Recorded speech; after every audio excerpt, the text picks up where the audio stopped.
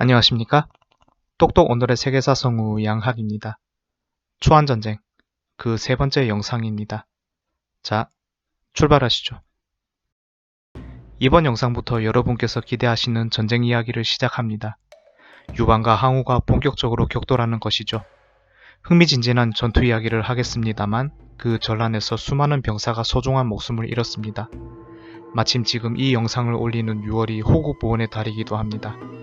이 땅을 그리고 자유를 지키다가 돌아가신 분께 먼저 감사하다는 인사를 드리면서 초안전쟁 이야기 시작하겠습니다.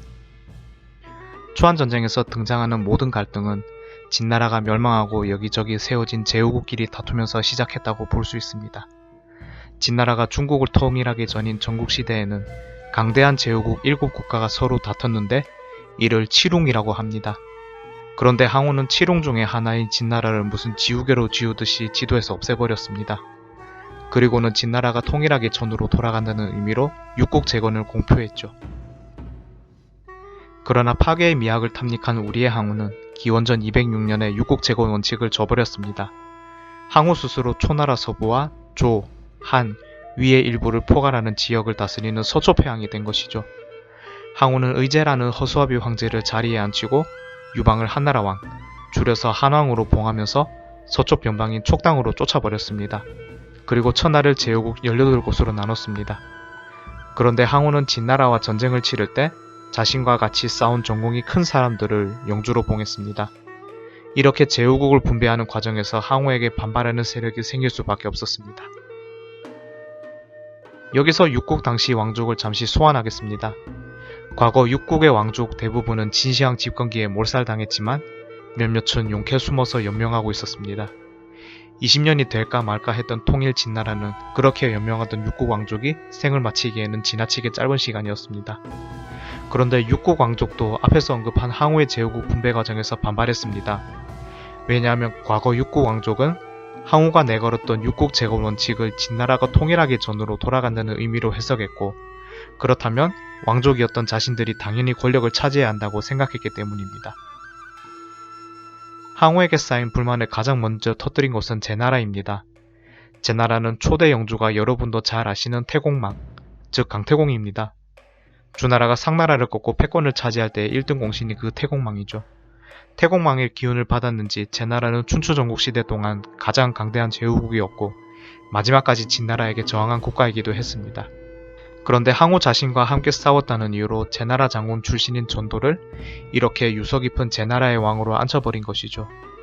여기에 불만을 품은 제나라 왕족 출신인 전영이 걸기하게 됩니다. 이쯤 되면 여러분 슬슬 짜증나시죠? 이번 영상부터 유방하고 항우가 전투 벌이기 시작한다더니 유방은 아직도 촉당에 갇혔는지 기어 나오지도 않고 전투는 언제 하냐고 물으실 분께서 많으시리라 생각합니다. 사실 영상을 제작하는 저희도 영상을 보시는 여러분도 유방과 항우의 전투 결과를 알고 있습니다. 다만 이 둘이 왜 싸웠고 왜 유방이 이겼고 항우는 패했는지 짚고 가는 것이 중요하다고 생각해서 서서히 길어지고 있습니다. 전편 영상에서 말씀드린 파부침주라는 말은 일종의 심리전이나 정신무장을 의미한다면 역발산 기계세, 힘으로는 산을 뽑고 기계는 세상을 돕는다는 말은 항우라는 인물 그 자체를 표현합니다. 이런 표현처럼 항우는 전쟁이나 힘 쪽으로는 특화된 인물입니다. 그런데 전쟁에는 천재적인 항우가 정치는 심각한 문외한이었습니다. 그래서 결과적으로 천하지서를 바로잡지 못했고 본인은 본인대로 역사의 패배자로 남았습니다. 그러나 항우는 힘의 역학관계를 잘 알았습니다. 자신에게 반기를 든 제나라의 전형을 그대로 두면 전형과 비슷한 이유로 불만이 있는 왕족이나 제후가 단체로 걸게하겠다고 본능적으로 알았습니다. 이 때문에 항우는 기원전 206년에 전형을 진압하러 자신이 직접 북쪽 제나라로 진군했습니다. 여러분께서 기다리시던 유방이 드디어 등장합니다. 유방도 항우가 본진을 비우는 때를 노리고 있었는데 항우가 제나라로 진군하는 것을 보고는 군대를 동쪽으로 진격한 것입니다. 유방이 군사적으로 이렇게 결단하는 데에는 어떤 사람의 역할이 컸습니다. 용병의 천재 한신입니다. 유방 휘하의 많은 인재가 그랬듯이 한신도 원래 항우 진영에 있었습니다. 그러나 신분이 미천하게 됐고 중용되지도 못해서 유방의 진영으로 갔지만 유방의 진영에서도 처음에는 두각을 드러내지 못했습니다. 그러다가 유방이 거병할 때부터 오른팔이었던 소아가 한신의 잠재력을 간파했고 유방에게 한신을 추천하면서 단기간에 대장군으로 임명되었습니다. 대장군이 된 한신은 서쪽당 오지에 사실상 갇혀서 자포자기하다가 오합지졸이 돼버린 한나라 병사를 심리적으로 조련했습니다. 많은 한나라 병사가 유방처럼 폐연 출신이거나 초나라 출신이었습니다. 당연히 고향을 그리워했죠. 거기에 한신내라는 용병의 달인이 등장하고 고향으로 돌아가고 싶은 열망이 다시 생기면서 한나라군은 점점 강해졌고 마침내 삼진을 격파하게 됩니다. 삼진을 격파한 것은 유방의 한나라군이 중원으로 진출하는 시작점이라는 의미가 있습니다. 그런데 여기서 또 등장하는 익숙한 이름이 있으니 장한입니다. 진나라의 마지막 용장이지만 거록대전에서 항우에게 패배한 그 장한입니다.